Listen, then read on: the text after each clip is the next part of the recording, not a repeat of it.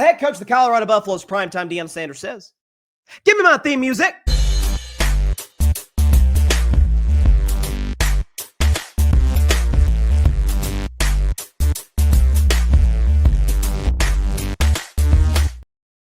On this week's edition of Carving Up the Context, I want to talk about, shocker, Mike Tomlin, a guy that I've done many of segments on this show, particularly this season, in which I have pretty much called for his job nonstop, even at points when the Steelers were off to a 4-1 start. And that is a true story. I even called for his job after the win in Minnesota because of a bad late fourth down call. But this isn't about that. This is about what Big Ben Roethlisberger, second greatest quarterback in the history of the Pittsburgh Steelers to Terry Bradshaw, said in his podcast yesterday, referring to the future of Mike Tomlin. Now, keep in mind, Mike Tomlin and Ben Roethlisberger, they were together for 15 years. So obviously they know each other well as, let's say Tomlin knows Ben as well as anybody knows Ben and vice versa. Big Ben Roethlisberger talking about Mike Tomlin on his podcast. Check it out. It's being talked about around here a lot. Maybe it's time. Maybe it's a clean house time. Maybe it is. Maybe it's time. And I like Coach Tomlin. I have a lot of respect for Coach Tomlin. But maybe it's best for him too. Sure. Maybe a fresh start for him is what's best. Whether that's in the pros, whether maybe go be Penn State's head coach. You know what he would do in Penn State? He'd probably go win national championships. Because he's a great recruiter. Here's what you don't do. You don't fire a guy like Coach Tomlin. He's a Hall of Fame coach. He's respected. What you do is you come to an understanding and agreement.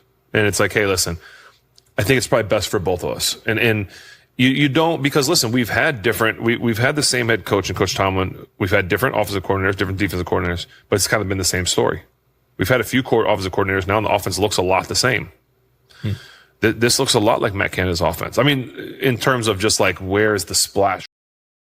Now, I wouldn't go so far, and obviously Big Ben knows more football than I'll ever know, but I wouldn't go so far as to say the Arthur Smith offense is quite as uncreative and as bad as the Matt Canada offense. Matt Canada, you just mentioned that name to Steelers fans, and it brings up PTSD. That is maybe one of the worst offensive coordinators in modern NFL history. But he brings up an interesting point because, again, he's obviously going to be respectful to Tom. And Tom, I want to say this in the front end. Anything that I have said or am saying in this segment or am going to say about Mike Tomlin as it relates to his job security and the fact that I think the Steelers need to move on from him, in no way, shape, or form is an indictment on his character. And he's a solid leader, feels like a good dude. Mike Tomlin would be a great podcast interview. I mean, not just in terms of the quotes, but the experience he's had. He's been in Pittsburgh for 17 years, or actually, let me do the math, 19 years. My bad, 19 years in Pittsburgh since 2007. Won a Super Bowl, been to another. Like, Mike Tomlin, I think, is a good dude. From what I recognize, he's ingratiated himself for years in the Pittsburgh community. His wife, same thing. Got nothing but love for Mike Tomlin away from the game of football. Nothing. I'm talking about in the here and now. I'm talking about 2025. I'm talking about the long-term prospects for the Pittsburgh Steelers to be championship contenders.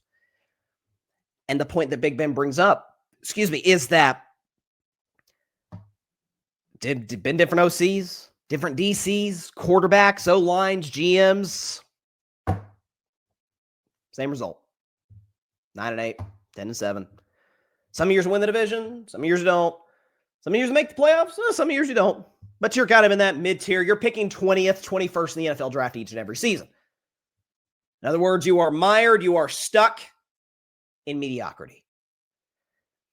And I kind of wanted to break that down to a certain degree because, I showed the graphic, and we can go and put this up on the screen. I've showed the graphic about all of these teams that have won a playoff game more recently than the Steelers. I won't read the list because it's a lot.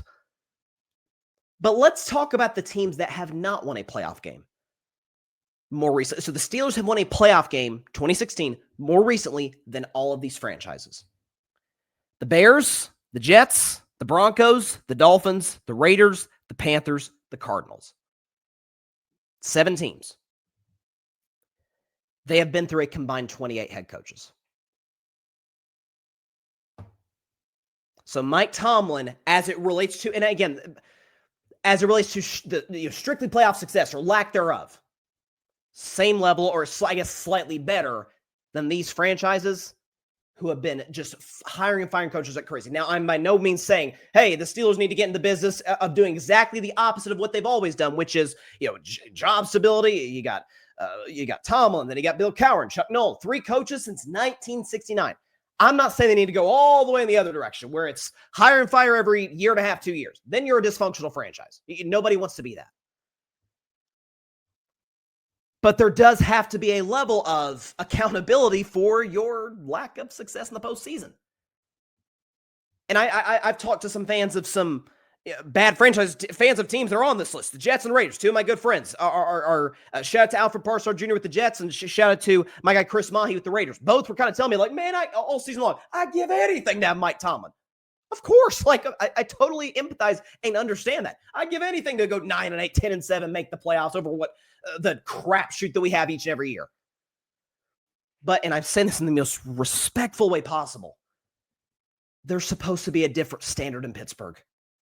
I'm sorry, there just is. There's a different standard with the Yankees and the Lakers and the Cowboys and the Packers and the Niners.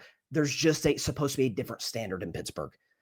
When you're tied for the most Super Bowl championships with the New England Patriots, when you're a franchise that has been to countless AFC championship games, that has run the AFC North, well, I guess the AFC North in and of itself has kind of existed in its modern context for about the last 25 years, but still, like, them and Baltimore have been the teams of that division. And you're not having any postseason success whatsoever. And in fact, we can show you the second graphic, like, they've been awful to start these playoff games and getting dog walked. 2017, down 21-0 to the Jags, 28-0 in 2020 to the Cleveland Browns, 35-7 in 2021 to the Chiefs, down 21-0 to the Bills in 2023, and also down 21-0 to the Baltimore Ravens in 2024. So if Mike Tomlin is the motivation guy, clearly they've gotten off to rough starts, and if he's the defense guy, and the Pittsburgh Steelers have the highest paid defense in the league for the last 5 years, then why do they rank like this defensively? 24th, this is from 2021 to this year. 24th, 13th, 21st, 12th, 28th. That's where the Pittsburgh Steelers have ranked in the last 5 years, each of which they've been the highest paid defense in all of professional football. Mike Tomlin's a defensive guy. I've always said that the mark of a competent head coach, what's your side of the ball? What's your sensibility? What side of the ball do you lean, and how do they perform? How productive are they? Robert Saleh by no means was a successful coach of the New York Jets. Their defense was always good. The Jets' defense was always productive. And look what he's doing in San Francisco now. It's unbelievable with the losing Fred Warner and Nick Bosa. Niners' defense should not be this good. That's coaching. And so when you combine that with the lack of accountability, you've gotten to fire multiple OCs and DCs. You've gotten to bomb some pretty brutal draft picks. Let's keep in mind, Mike Tomlin was not part of the regime that drafted Big Ben Roethlisberger back in 2004 out of Miami of Ohio.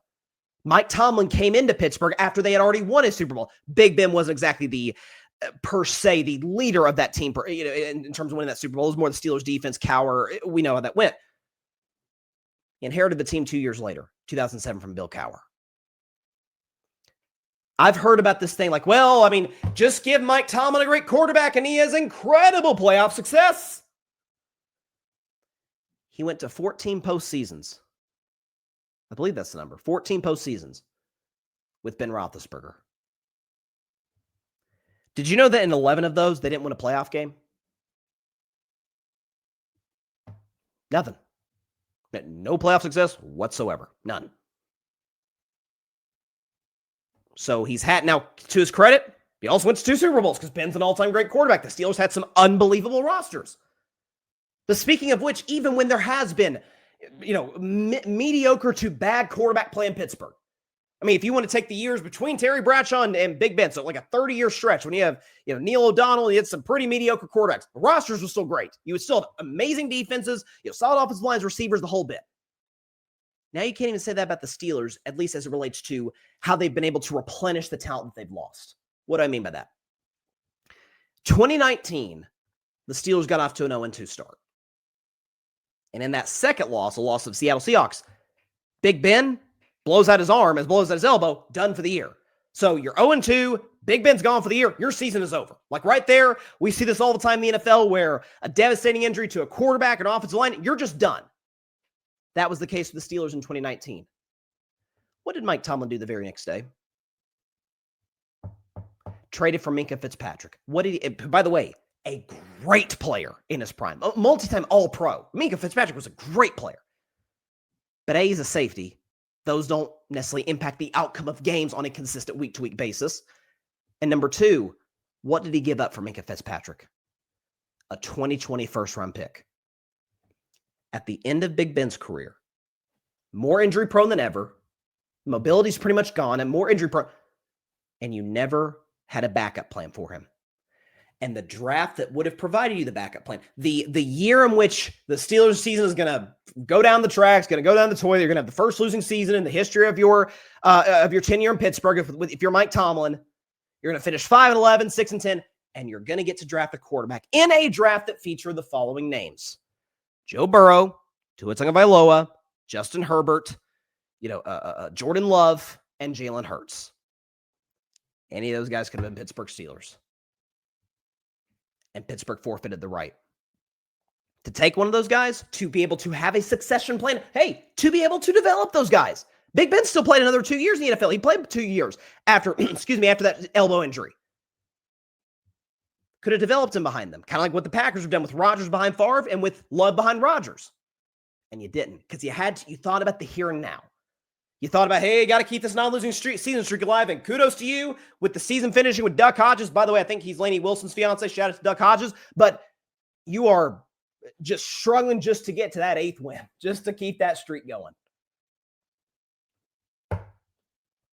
They said there's a saying that says I may butcher this, but the number one reason people aren't successful is that they choose what they want now over what they want most.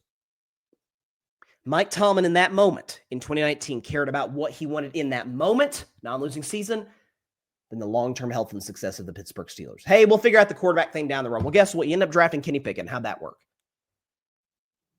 And then you've tried Russell Wilson and Justin Fields and an old Aaron Rodgers, and it's been pretty bad. So on this week's edition of Carving Up the Context, you could just go on the list. Took Najee Harris over Travis Etienne in 2021. Took Kenny Pickett over a position of need corner, Trent McDuffie. How's he been in Kansas City? Took Broderick Jones over JSN. Bomb draft picks, bad first rounders over and over and over. Doesn't he have to share some responsibility, some accountability for those failed draft picks, for the defense underachieving, it being the highest paid in the NFL? Again, I want to repeat the stat one last time. Bears, Jets, Broncos, Dolphins, Raiders, Panthers, Cardinals. The thing that all of those teams have in common, the Steelers have won a playoff game more recently than them. Those 7 teams have gone through a combined 28 head coaches. The last time Mike Tomlin won a playoff game, this is unbelievable. Obama was still president. The Cavs were defending champions in the NBA, Cleveland Cavs. TikTok was still called Musical.ly. I'm not kidding. And then Patrick Mahomes was still at Texas Tech, and Josh Allen was still at Wyoming, and Lamar Jackson was still at Louisville. Joe Burrow might have still been at Ohio State for all I know.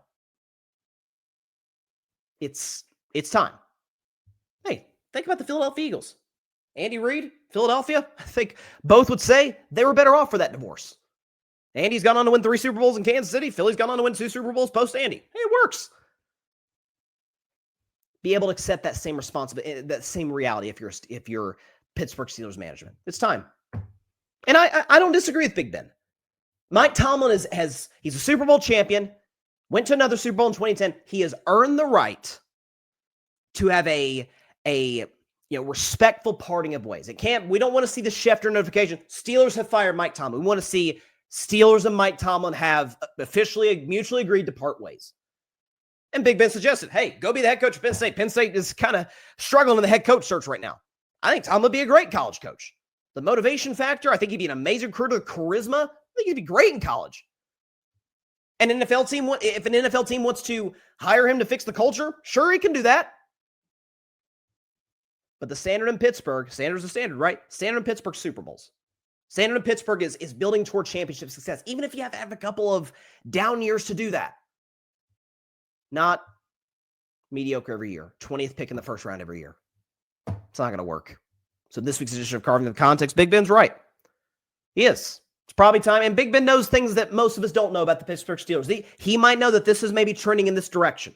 He knows Mike Tomlin. He probably has a sense that, okay, this is probably it. Thanks so much for watching the show on YouTube, and be sure to go click that big red subscribe button and check out the other clips and full shows from Carving It Up Live, as well as our other incredible content creators here on the Grid Network.